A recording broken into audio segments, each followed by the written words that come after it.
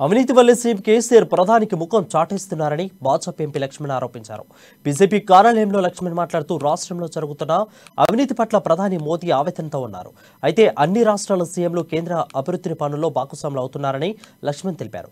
రాబోయే ఎన్నికల్లో ఈ 30% కమిషన్ ప్రభుత్వాన్ని ప్రజలు తిప్పికొడతారని, దేశంలోని అత్యంత అవినీతి ప్రభుత్వం బీఆర్ఎస్ సర్కారని మండిపడ్డారు.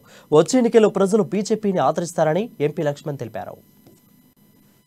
అందుకనే భారతీయ జనతా పార్టీ ఒక ప్రత్యామ్నాయమైనటువంటి ఒక రాజకీయ శక్తిగా కాంగ్రెస్ పట్ల ఉన్నటువంటి భ్రమలు ఈ ప్రాంత ప్రజలకు తొలగిపోయి కాబట్టి కాంగ్రెస్ గెలిపిస్తే, కాంగ్రెస్ ఓటేస్తే అది టీఆర్ఎస్ కే బీఆర్ఎస్ కే చెల్లుతుందని చెప్పి భావించి ప్రజలు ఇవాళ బీజేపీ వైపు అనేక రకాలైనటువంటి వార్తలు సృష్టిస్తున్నప్పటికీ, కథనాలు అల్లుతున్నప్పటికీ కానీ మొక్కవని ధైర్యంతో ఇవాళ కార్యకర్తలు మొన్న నాగర్కర్ణంలో జరిగినటువంటి జేపీ నడ్డా గారు జాతీయ అధ్యక్షులు బహిరంగ సభ కానివ్వండి, వరంగల్ సభ కానివ్వండి, ప్రజలు ఏ రకమైన స్పందన, యువకులు ఇవాళ భారతీయ జనతా పార్టీ ఆదరిస్తున్నారంటే ఈ ప్రభుత్వం చేసిన మోసాలను కాంగ్రెస్ ప్రశ్నించలేదు.